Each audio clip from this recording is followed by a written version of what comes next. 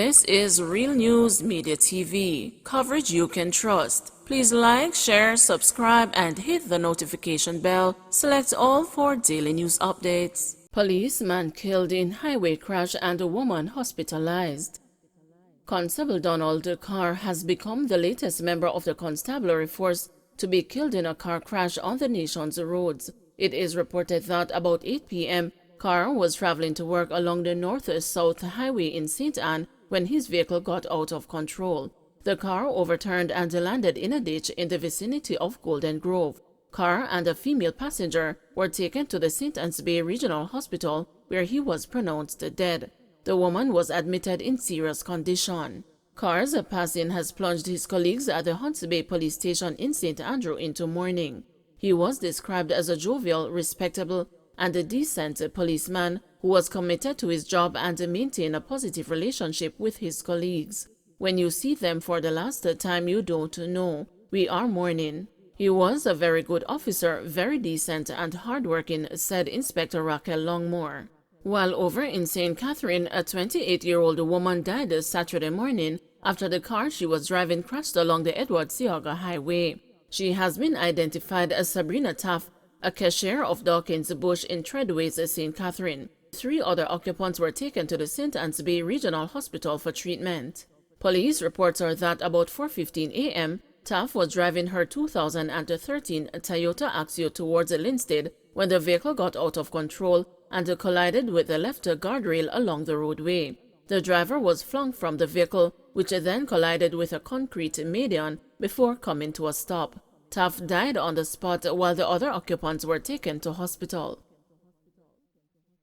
2 men fatally shot by cop in St. Thomas Indicom probing. The Independent Commission of Investigations is probing the shooting deaths of 2 men by an off-duty policeman in Albion, St. Thomas last night. The incident happened about 8:30 p.m. It is reported that the cop was on his way home when, upon reaching Albion in the vicinity of the Yallas Bridge, 2 men were seen walking. One of the men was reportedly carrying a weapon. The policeman reportedly identified himself and told the men to halt. It is reported that the cop came under gunfire, which was returned. The men were injured in the exchange. They were taken to a hospital where they were pronounced dead. The police say a shotgun was recovered at the scene. Kingston men charged for robbing student. 2 men have been arrested and charged for robbing a student along Norman Road in Kingston. 23-year-old Xavier Blackwood of Norwood Crescent, Kingston 2, and 20-year-old Keshawn Tomlinson of Malvern Avenue in Kingston are charged with robbery with aggravation. The police report that about 2:50 p.m. on Friday, the teen left school and was on his way to meet his parents when he was pounced upon by Blackwood, Tomlinson, and another man who proceeded to rob him of his Samsung Galaxy cell phone, valued about $20,000. While the robbery was taking place, a patrol unit turned onto the roadway. On scene, the cops Blackwood, Tomlinson, and the other man ran. The police gave chase and they were accosted and taken into custody. They were subsequently charged. Their court date is being finalized. Cocaine seized in Portland, woman arrested. The police in Portland on Saturday seized a quantity of cocaine in Norwich district. A woman was taken into custody on reasonable suspicion of being in possession of cocaine.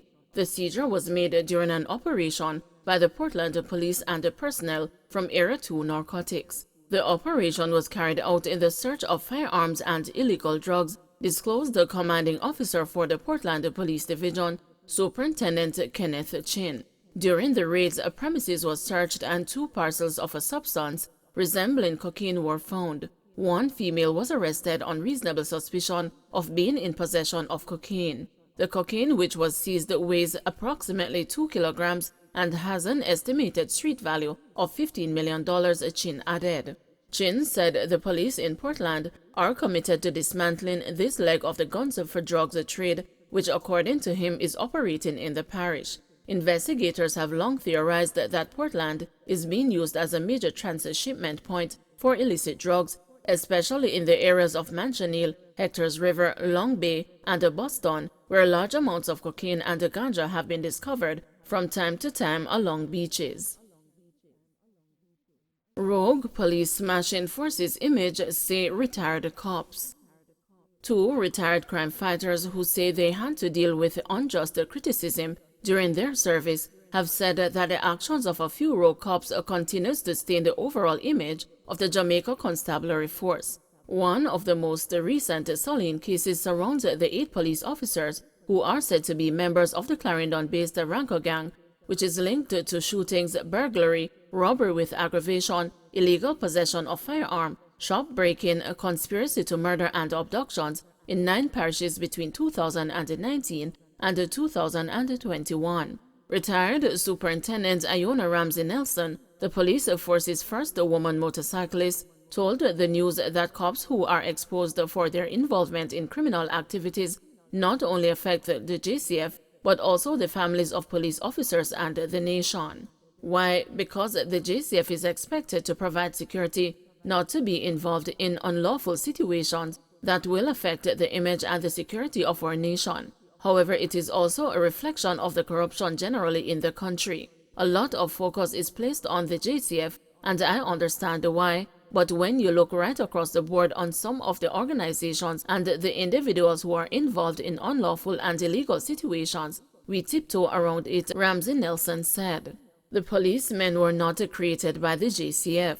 They were recruited as citizens from the communities, trained and sent out there to do work. So if you came in with corruption on your mind, regardless of how carefully they are screened, they will continue to be corrupt. Ramsey Nelson told the news that these cases also cause the public to lose trust in the JCF. It should, but with a caution. If we need a police force, and sure we do, we need to assist in building it, and a lot of people just criticize. They offer nothing to assist the JCF. For as long as I can remember, the JCF has always been seen as this tool or this set of people who will go here, go there, and do this and do that. People don't realize the sacrifice these officers and their families make.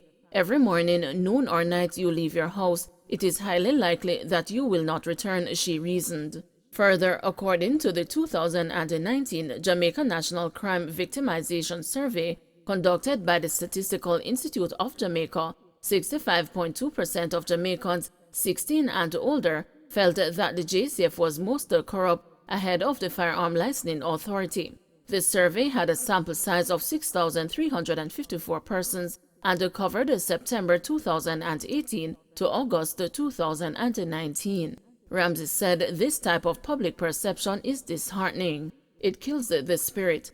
I remained alive because I am a part of a religious body, and I joined the force at 19 with the intention to make the country better. It's beyond what any other public servant gets. I had a mentor outside of the JCF, a church elder, and we would sit and talk and pray about matters. Former Detective Corporal Godfrey Dyer agreed. He said the reality of one officer is perceived to be the reality of the entire constabulary. When a serving police officer commits himself in criminality, it does affect the image of the other serving officers. It does not matter how innocent one may be, many people start creating doubt on other people as well. So it does affect the image of the other police officers who serve. It's a very serious problem. I am sorry for the honest policeman. I'm really sorry for them, Dyer told the news. Dyer shared that this was also an issue while he was a part of the force. Not as frequently as now, and of course when I was in the force, they had much less people. I left the force since 1972, but I served for 13 years. From time to time, you did have policemen who committed themselves to criminality, and all other officers usually feel it, he said. Once it's a police, everybody starts to look at you differently, no matter how honest you are. However, in spite of the numbers, the rogue cops are still the minority in the force. But a lot of people don't trust the police now. That sets back the effectiveness of the police. Don't forget to like, share, subscribe, and hit the notification bell. Select all for daily news updates.